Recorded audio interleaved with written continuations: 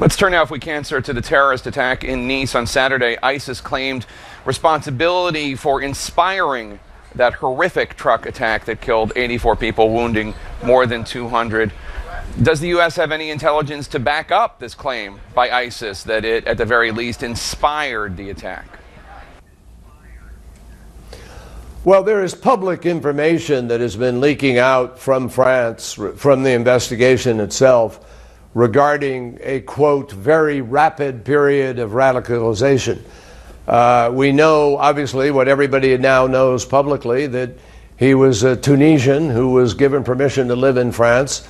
But we had no knowledge of him as a radicalized individual. And at this point in time, we're waiting for the investigators, and we're helping the investigation in any way that is possible. Our hearts go out to everybody in France. This is the third major terrorist attack in France. It's very, very difficult for the French people. We understand that. There are 85 people in the hospital now, 20 plus in the intensive care unit. So we are working with the French to try to put the pieces together. But it's this is one of those things, Jake. It's worse than a needle in a haystack. If you have no indications of somebody and you don't have any track record of radicalization, and all of a sudden over a week or in some period, somebody with apparent mental problems anyway decides to go do great harm to people, it is not hard to do that.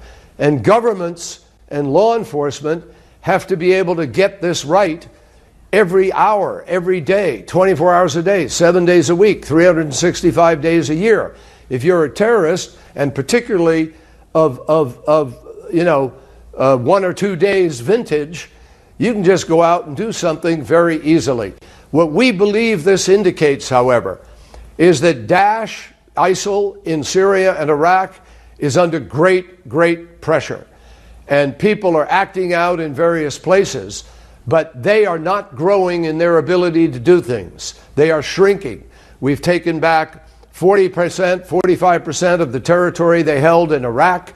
We're squeezing town after town. We've liberated communities. We're making progress now, advancing on Mosul in Syria. Likewise, they're not able to attack and hold towns. They are on the run. And I believe what we're seeing are the desperate actions of an entity that sees the noose closing around it. Well, with all due respect, sir, I'm not sure that it looks that way to the public, that ISIS is on the run. In just the last few weeks, we have seen a series of ISIS-inspired attacks. 49 killed in Orlando, 45 killed in Istanbul at the airport, more than 200 killed in Baghdad, 84 in Nice. This is just the last 5 weeks. I don't think ISIS is on the run. Well, they Jason, might be expanding. Well, Jake, it depends on where you mean ISIS. I don't know if this guy was actually ISIS, and nor do you. And we don't know that the guy in Orlando was fundamentally ISIS, nor even told what to do by ISIS. If people are inspired, they're inspired.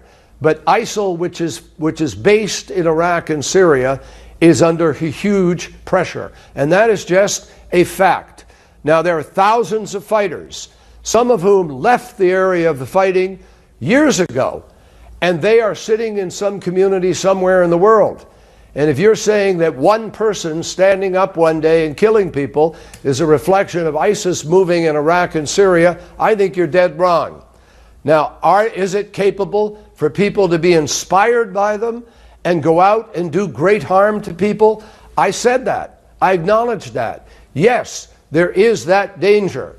But the core of ISIS is in Raqqa, and it's in Manbij, it's in Syria, it is in Iraq, and we are doing everything in our power to put additional pressure on them, and I believe their days are numbered.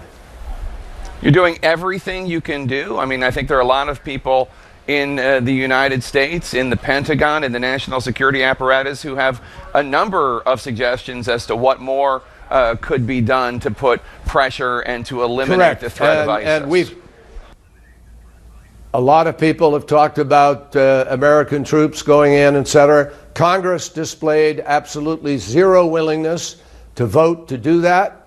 And if people have a willingness to show that now that has changed, the administration will listen to any legitimate plan, any legitimate way to do more.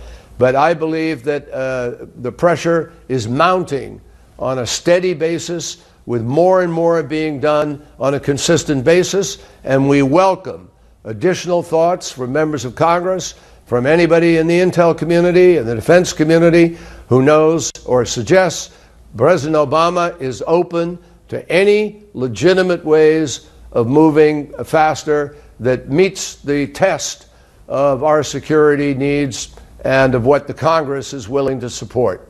Mr. Secretary, I'm being told that you have to go, that you have a meeting with the Prime Minister. We always appreciate your time. Thank you so much, and good luck out there, sir. Thank you.